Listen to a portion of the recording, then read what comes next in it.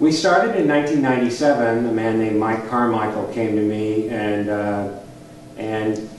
said something kind of blunt. He said, "You have all this experience and you sit here in this studio all by yourself, and that's a sin." And, I think back on it, I don't know that it was a sin. It was a bit of a self-indulgence, but I don't know that it was a sin. But he convinced me that we needed to create a group like this, and so I talked to Stan, and he was willing to join, and then a neighbor of mine came down the stairs to my studio and insisted that I had to be his teacher. And I said, I don't teach anymore. And that was, I don't know, maybe some sort of a premonition, because my dear friend Toby is not teachable. But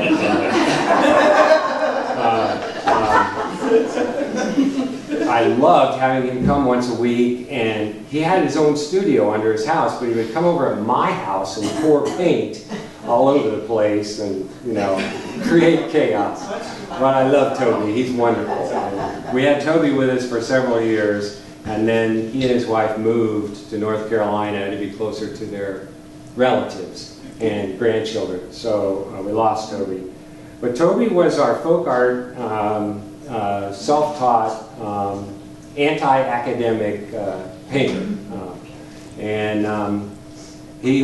Whenever we had crit group, as soon as something went on the easel, it was, he reminded me of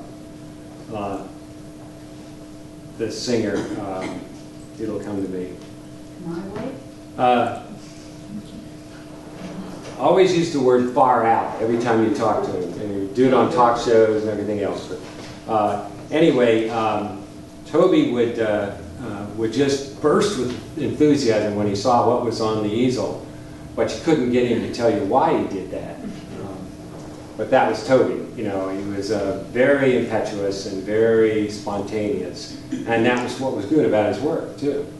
And that's why I would stay in the background and make a few suggestions and then flip a coin, you know. Well, will he take the suggestion this time, or will he just ignore it?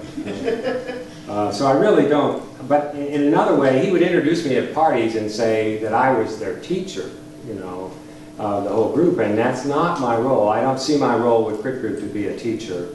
I'm the facilitator, which means I do a little organizing and a little planning in the background, but I'm just a member of the group like everybody else in every other way. So I don't see my role there as a teacher.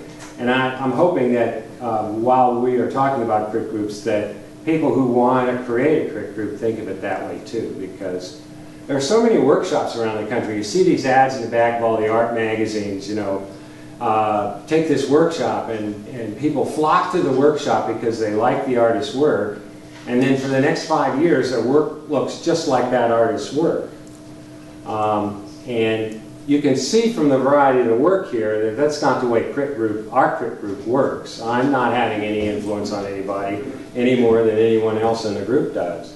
And that I think is important, because we play a different role, okay?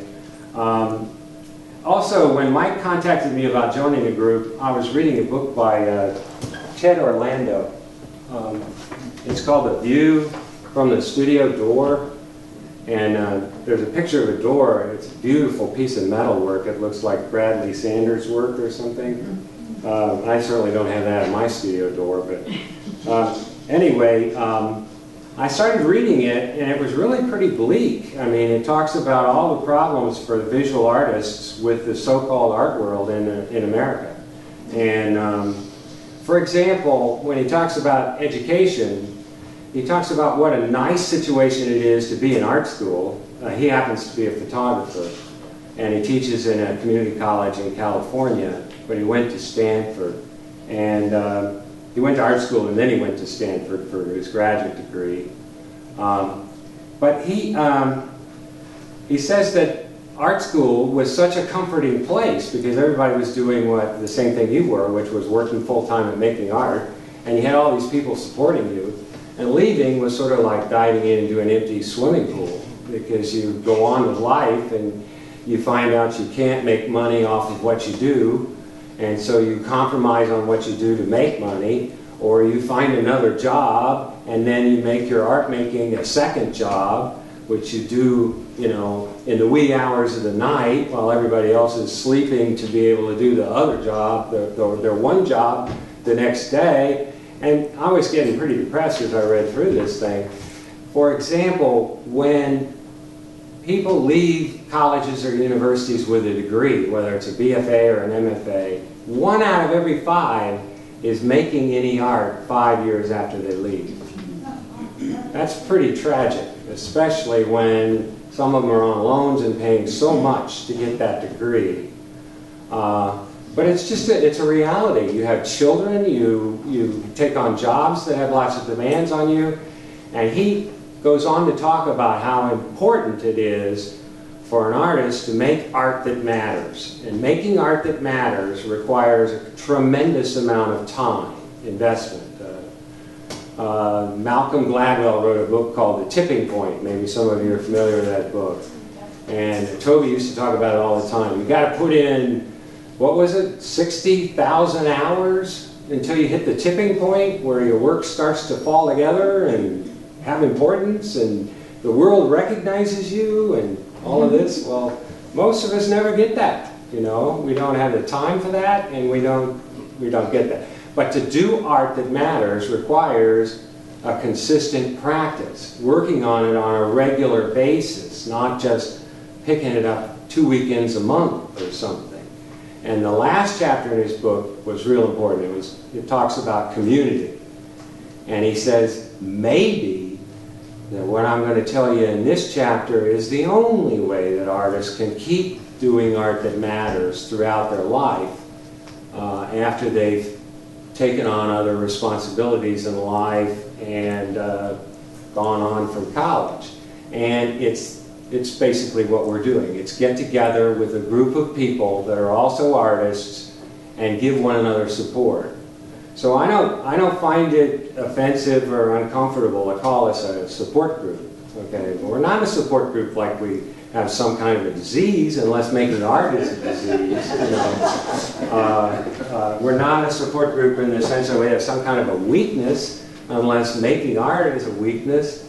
You know, and of course we don't think that. So, but anyway, most of the book was pretty bleak, but that last chapter was pretty encouraging. And after having these people talk to me about creating some kind of a group, I thought, well, we ought to do it this way. And he makes a lot of suggestions.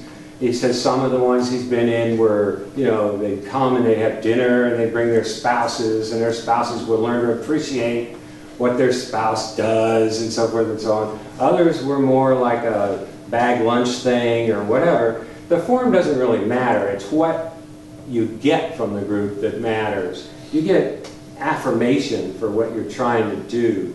You get people with an educated background in the arts who understand that you're pushing for something that the average person off the street isn't going to see or isn't even going to understand you're after. And even though they may be sincere and they may say they like what you do, they don't understand what you're trying to do. And so you need the support of other artists in the same way that professionals in other fields get it by being in professional associations or just by number and by job. You have colleagues and co-workers that give you that kind of encouragement. I never liked the word crit group though, because the root of it is crit. And crit means, you know, it could mean criticize, it can be a very negative word. In the 1600s, when you wrote a critique, it was really a dialogue, a discussion about a whole topic. And that's not a bad use of the word, but we all remember those college critiques where people were mean and vicious and competitive, and you went home and you just didn't want to make art at all after that, you know. So we're trying not to do that, and Joy Bridey, I don't know if she's still here, she was here earlier, she's our newest member, and she's a ceramicist, so we want to make sure she doesn't feel out on the edges of our group because the rest of us are all doing two-dimensional work. But her first attendance to our meeting, she said, the most important thing is to tell people what crit group is not. It's not negative. It's not criticism. It's support. It's constructive response to your work. Okay. And I talked to my son about doing this talk a couple weeks ago when I was with him in Baltimore. And he's a writer. And I can't remember the French word, but he says the French have a word for group, for writers group that's sort of like this. And they call it the sewing circle. Well, they're writers. Why do they call it a sewing circle? And he gave me this long explanation, and I'll try to make it short.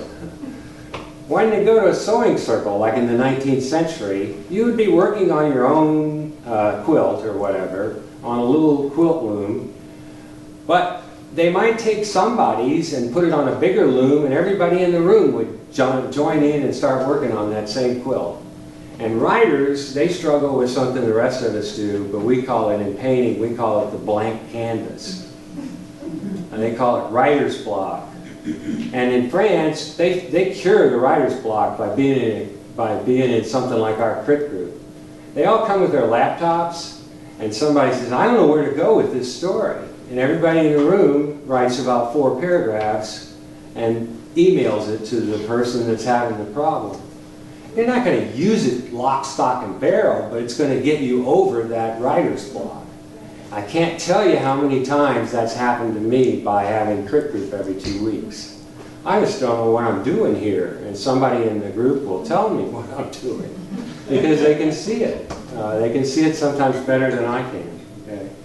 So my son had a more positive, idea, and he said he agreed with me that crit group is really not a good name, but we've tossed around a lot of other things, and I didn't like any of the others either. So I don't know what we're going to call ourselves in the long haul. It's a little like art appreciation. That was my specialization in my doctoral studies. And a couple of years ago, we have this, my wife's accounting firm has a Christmas party, and all the spouses and all the paralegal, I guess, what do you call them? The paraprofessionals, the other members of the firm, and their spouses come to this big dinner. We go to a restaurant, but oftentimes we start with cocktails in somebody's home. And we had just built our house, so we had them at our house. And I remember that Mike Fleury, who is the managing partner, the head partner of the firm, was talking to me. He went to William & Mary. He was a football player, but it turns out he had a minor in art history. And he was a quarterback for the football team, the Tribe, they call them. Not the Redskins, the Tribe. And he took art appreciation, and he knew that I had a specialization in that field. And so he said, I never understood why I had to memorize all this stuff. Artist period and style and all of that in art appreciation, because it didn't help with appreciation to have to do that. And I said, do you really know what appreciation means? It comes from the Greek, and it means understanding. And how could you understand art without learning a certain amount of terminology and information about the field? How could you start chemistry without being told to memorize the periodic chart? How could you start biology without being told you were going to have to memorize, fauna and taxonomy? Gary was a biology major too. So anyway, he thought about that, and he said, I guess you're right. And so, it's a bad word too, because it's not used properly today. And I think, for instance, even abstract expressionism is a bad word, because except for de Kooning, they were all non-objective, not abstract. And they took what is a misunderstanding of the term and used it to label their movement. Okay? So once again, words trip us up. But here, let me give you just an example of a situation that happens in everyday life. These 2 secretaries at the university get together for lunch every Friday. And one week they decide they're going to go to the art museum.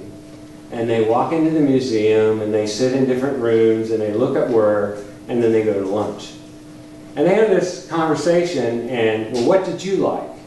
And I liked the painting by Max Beckmann, I liked the Jean Moreau, I liked the Renoir, or whatever. And the other person says, I like those too. And they leave lunch and they draw the conclusion that they like the same paintings, and so they have a lot in common. But if you took some time and talked to them, you could find out that they coincidentally like the same paintings, but for altogether different reasons. Okay? So, and sometimes it's a subjective response. You ever heard this phrase? I don't know much about art, but I know what I like. I used to get that from students all the time that were non-art majors. And what is that? Is that a defense against learning anything? Don't tread on me, don't mess on what I like. Or don't tell me something that'll confuse me.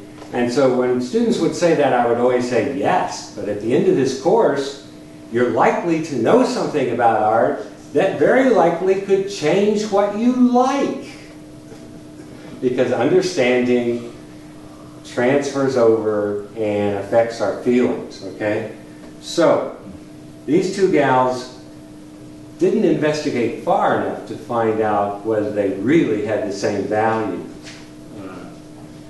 I have a little formula here that I'm going to ask you to help me with. This is called the David Ecker formula. It says, X is a good painting for Y reason, and I like it. Okay, now I'm good for 3 more sentences. You want to give me the next one? I guess X is a bad painting? Well, it could be, but there's another one with good first. X is a good painting for Y reason. Instead of and, you put the word but. I don't like it. Okay? X is a bad painting for Y reason. But I like it. Have you ever done that before? Have you ever said, I really think that's a bad painting, but you know, I really like it. When we were first married, I bought a watercolor painting, and my wife said, why did you buy that? And I said, give me time and I'll let you know. But I really like it, but I'm not sure why, you know. So you can have that situation. And then the last one would be, X is a bad painting, and incidentally, I don't even like it. Okay? So those are 4 different responses to the same work of art. And they're all possible with anything that you look at, you spend enough time. Okay? Well, the why reason is what we learn. And in our crit group, we find out that everybody in the group has a different why reason. Why reason is your definition of art. And we all have a slightly different one, you know. In other words, X is a very good painting from an expressionist point of view, but I don't like it because I don't like expressionism. Well, that tells me a lot more than if I didn't hear that whole sentence. Okay?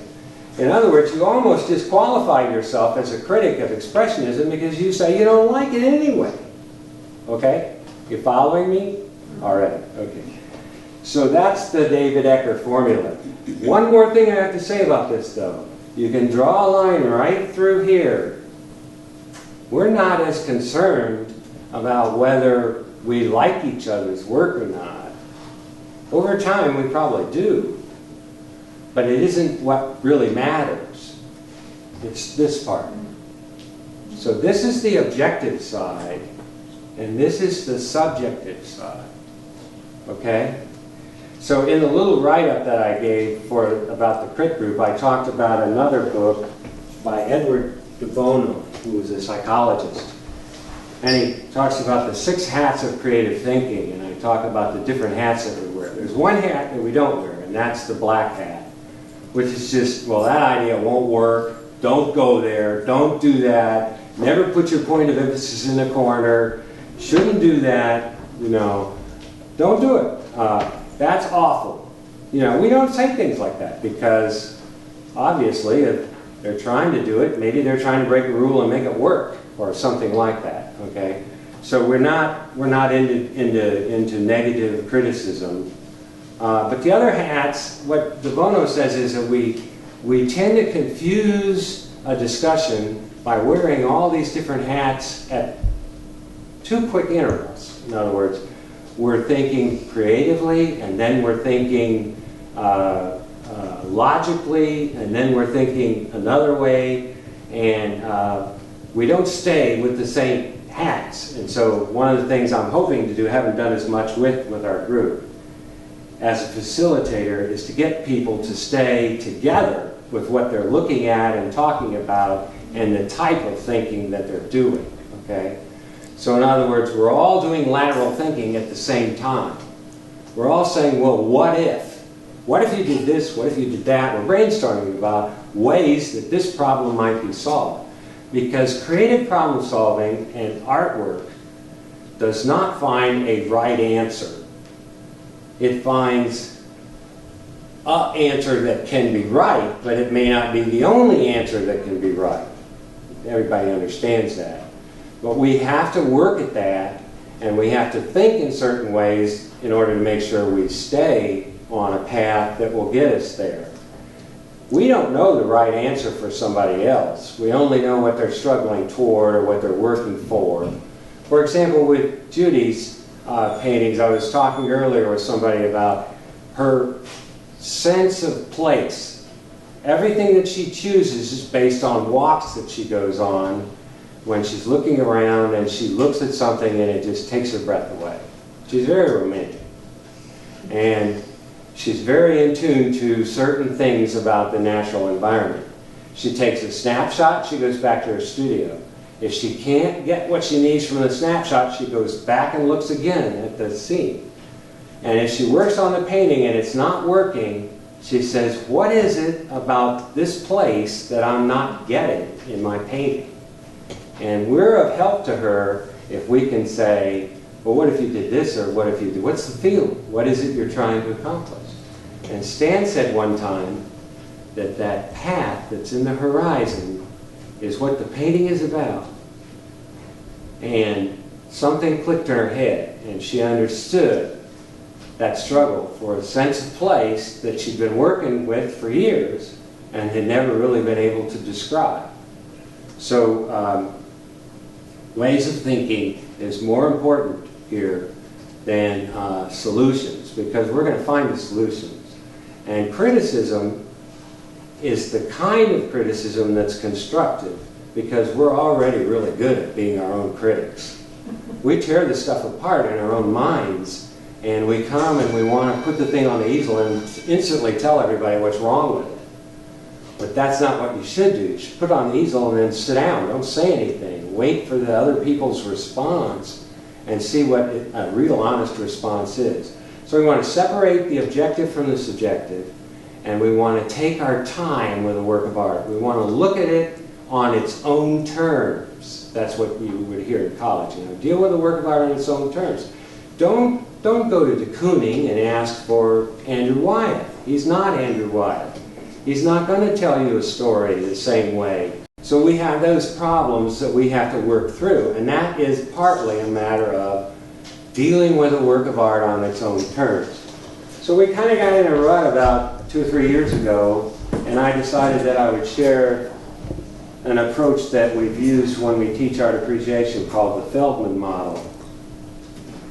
And you put a work of art on the easel. This is good for guiding a group of students through the looking experience, like you have when you go to a museum or a gallery, or like a critic does before he makes a decision about a work of art and what he wants to write about it.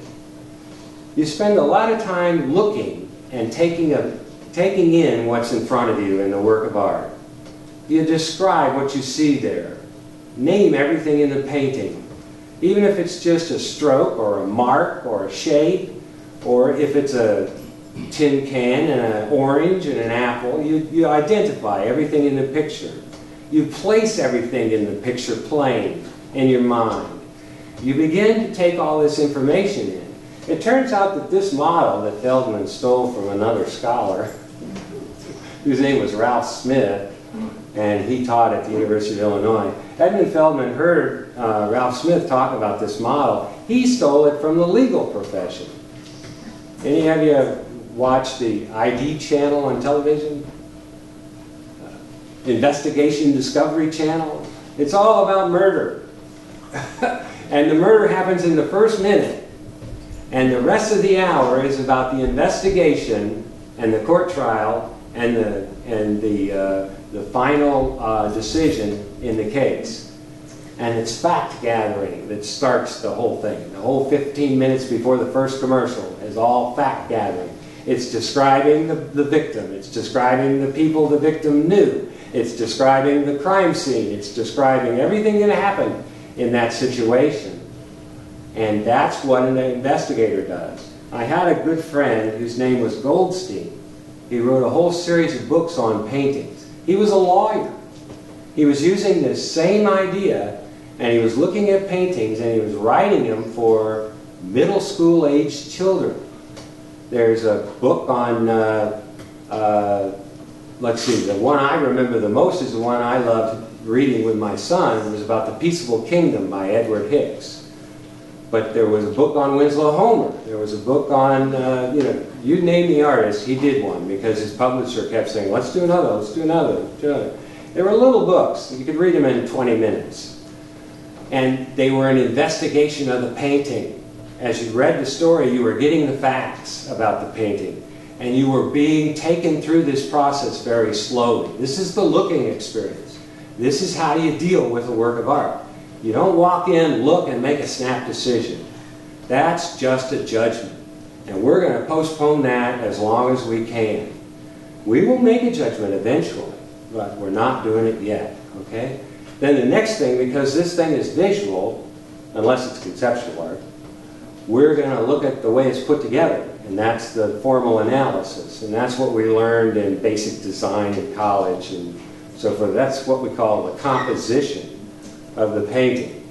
And we do a lot of that in Crit Group. In fact, we probably spend more time there than anywhere else, okay?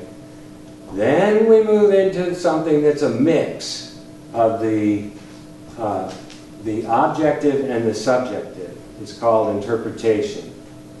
And I don't mean interpretation in the way that you might interpret the Bible, but in a way it is similar, because you're finding meaning. You're saying, what does this thing mean? What does this painting have to say? What does it communicate? Where is it taking me? Those kinds of questions can only be asked when we've already dealt with the work on its own terms. That I gave an assignment to a group of non-majors one time on Guernica, and there's a cow in the painting, and the young man went and thought he had a reproduction of the painting, and he only had a detail of the painting, so all he saw was a cow. And he wrote this essay about this cow that was going away to the slaughterhouse and was going to be annihilated. Well, he got close, even though he's only talking about a piece of the painting, because that's what Guernica is about. It's about annihilation. And I thought that's pretty fascinating. You know, he didn't even get the whole painting, because he was required to give me a photocopy, and I saw that he just gave me the cow out of that painting, out of Guernica, instead of the whole painting.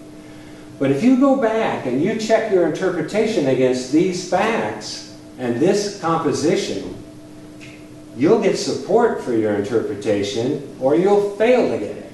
And if you fail to get it, you're probably off the mark, you know. If Renoir is about man's humanity, inhumanity of man, there's something wrong with me, because I've never seen it in Renoir. You follow me? Okay. So that's really all we ever do in Crit Group. We rarely make an evaluation, unless it's afterwards and we're having coffee and somebody says, you know, that is really the best thing I've ever seen you do. Something like that would be an evaluative statement, okay? But we're not into judgment. We're into the things that help us grow and improve as an artist. And those are the combination of the elements of our work and the communication of feeling and ideas that occurs as a result of that combination and can be read by someone who knows how to look at a work of art. And that's why we're together professionally, because we all know how to look at works of art. We've learned that as a result of schooling or just experience. You know, our parents taking us to museums, maybe just staying in the art aisles of the library when we were children. Somehow we learned how to do this. And we give support to one another because that's so important. Just a couple other comments. The educated audience is something I didn't talk about in my little write-up about Crit Group, but I think it's so important because I remember there was a time I was getting ready for a show and I had this little questionnaire that I was going to do. I wanted people to tell me, answer certain questions about a painting. I wanted feedback from the audience. And Becca looked at what I was doing and she said, you know, I really don't care what the general public thinks about my work. I care what people like myself who know something about art know or think about my work. That's what matters. And I thought about it and I thought, well, yeah, I'd probably just sort of toss off anything I got from this survey anyway. It can be educational, by the way, to answer a list of questions. Gary does that. He has a set of questions and sends people to the Queen Street Gallery and says, look around the room, answer these questions, because it shapes the way they look and the way they respond. But this is different. I just wanted to know what's your first-hand response. And, you know, it probably doesn't matter much because we all look at things and respond in different ways, but if we've had a lot of experience with art, we tend to respond in similar ways. And those are important and can be helpful. So how do we support one another? We support one another by a whole variety of things. But Orlando, in his book, he kept talking about making art that matters and committing the time to making that art. And he said, Crit groups, if nothing else in our culture, may do this for us because we get the kind of support that we need. We need a community in the arts, and we're not musicians. We don't get together with a bunch of other musicians and go, you're a little off tune today, what's wrong? So if somebody's going to tell me I'm a little off tune today, I have to go do something with them. I have to show them my work.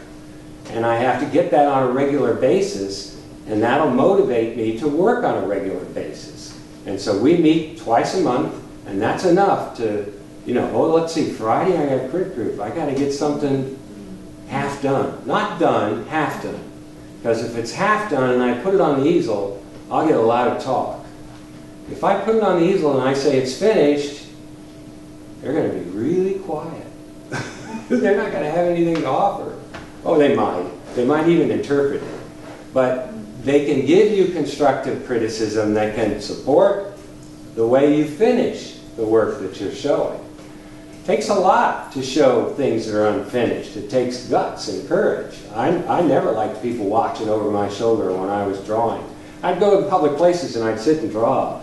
It drove me crazy when I knew there was somebody looking over my shoulder at what I was doing. That's not fair. I'll show you what I think is good when I'm done with it. But you don't have a right to see it when it's unfinished. Well, I feel that my colleagues in Crit Group have a right to do that. They have a right to see my work in 5 strokes, in 20 strokes, in 5 hours of work, or in 2 hours of work, when it's going to need 30 hours before it's finished, or whatever. Because they can tell me things that may shape the way I work. And that's important. Okay, so creative problem solving, stopping creative blocks, suggestions about places to look for influences, suggestions about things to read that might inspire us.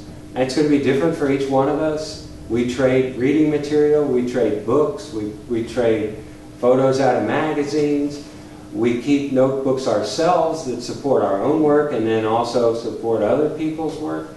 It's important to be in a community of other artists that understand the struggle.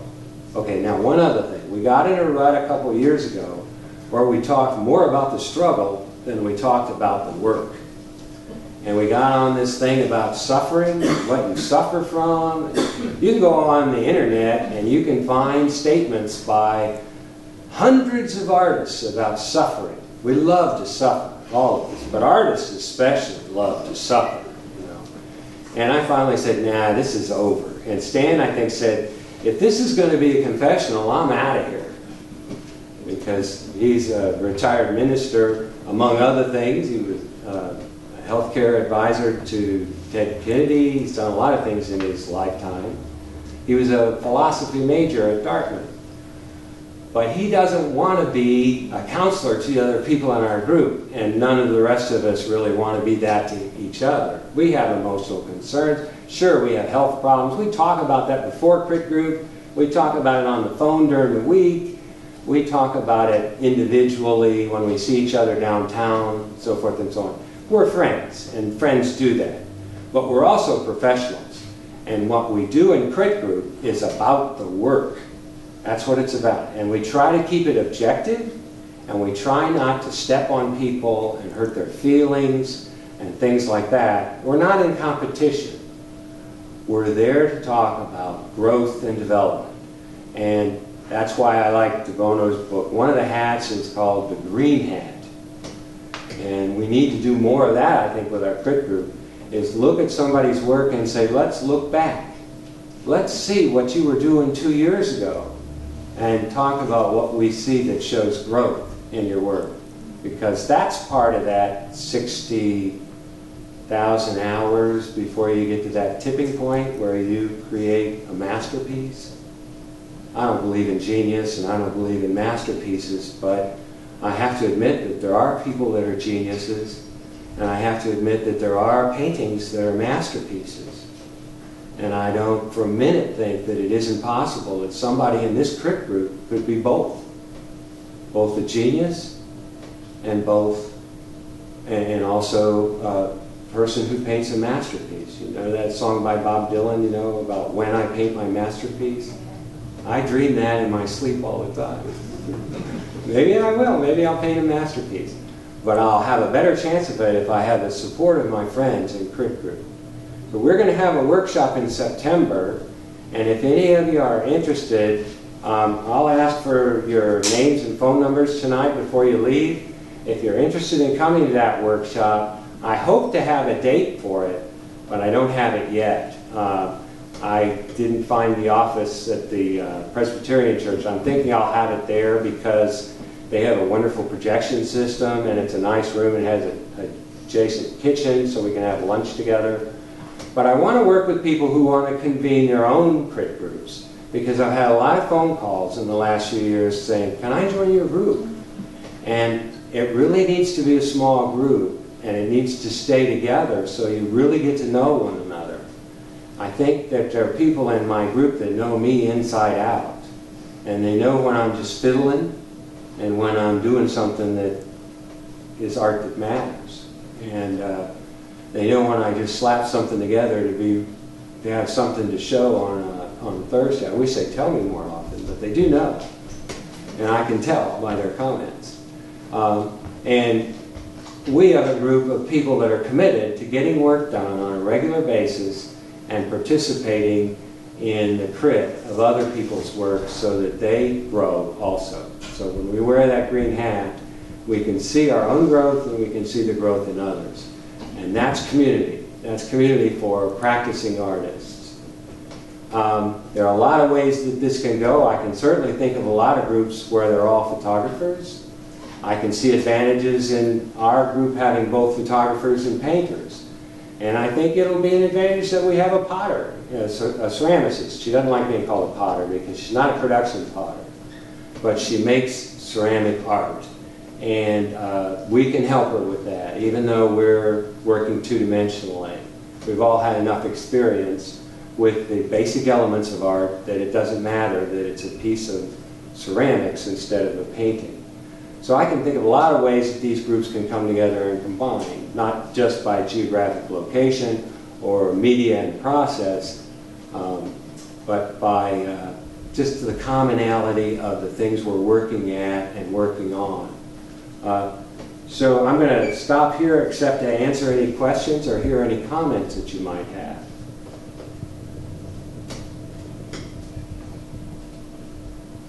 I'll just say, as a spouse of one of the members, that was really neat, though. That was great. It was very helpful.